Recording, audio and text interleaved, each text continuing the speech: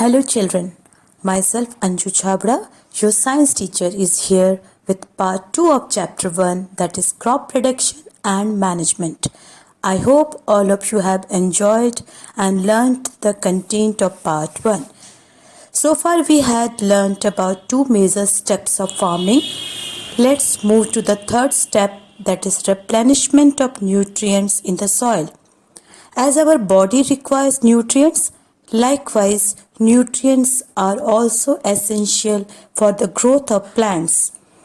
Continuous growing of crops make the soil deficient in certain nutrients and the soil loses its fertility. So the soil nutrients should be replenished from time to time. This could be done either by natural methods or by adding manures or fertilizers. So let's study about some natural methods to restore soil fertility. The methods are fallowing, crop rotation and mixed cropping. In fallowing method, the land is left uncultivated, that is fallow, for one or more seasons. The second method is crop rotation. In this method, different crops are grown alternately on the same field. For examples, the farmers grow crop like wheat or barley in the first year.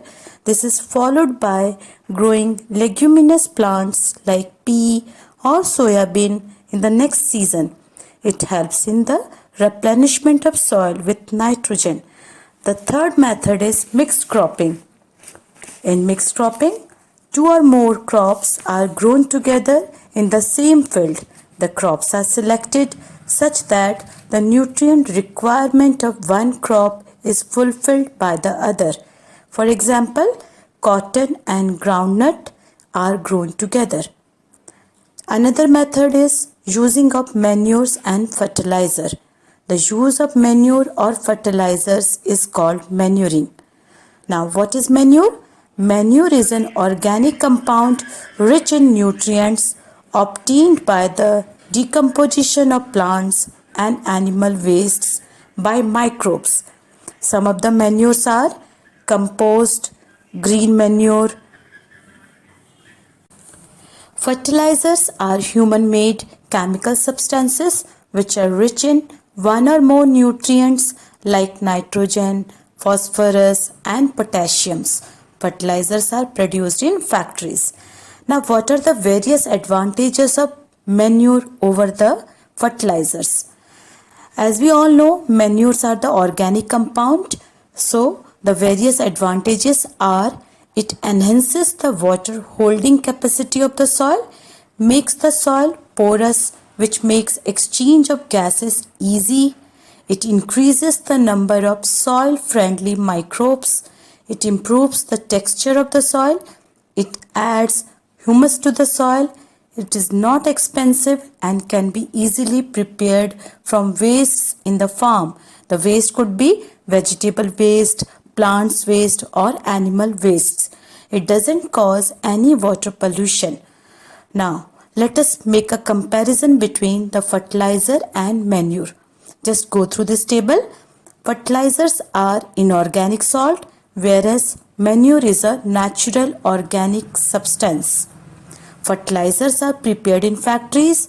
Manures are prepared in fields by the decomposition of animal wastes, human wastes and plant residue. Fertilizers do not add any humus to the soil.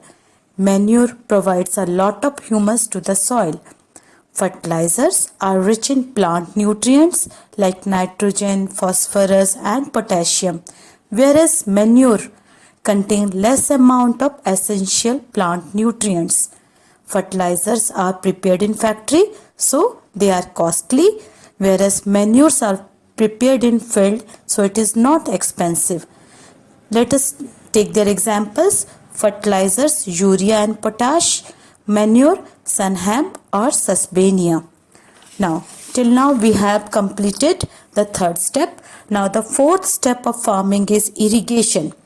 As we all know, water is one of the most vital substances that support life.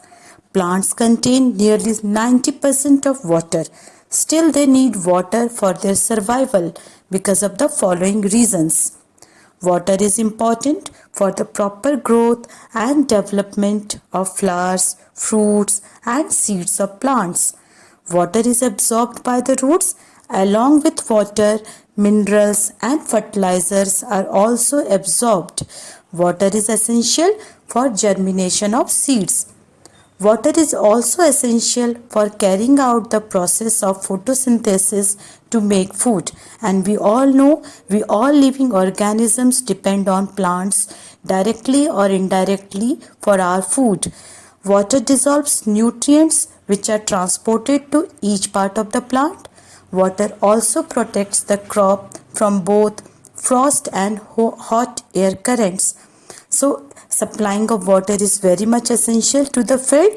So, the supply of water to the crop plants at regular intervals through sources other than rain is called irrigation. This time and frequency of irrigation depends on three factors. These three factors are nature of crop plants, nature of soil, seasons when the crop grows. Like some of the crops require more water while others need less water. For example, rice crop requires standing water and continuous water supply, whereas some other crop like wheat and cotton require less water. Now, irrigation also depends on the nature of the soil. For example, sandy soil needs frequent irrigation due to its poor water retaining capacity, whereas clay soil needs less frequent irrigation due to its good water holding capacity. Irrigation also depends on season. In summers, the frequency of irrigation is higher. It is due to the increased rate of evaporation of water from the soil and the leaves. Now, the various sources of irrigation. The various sources are wells, tube wells, ponds, lakes, rivers, dams, tanks, and canals. Now, traditional method of irrigation. The various traditional methods are moat, chain pump, dekli, rahat. It is also called Persian wheel. These days, pumps are commonly used for lifting water.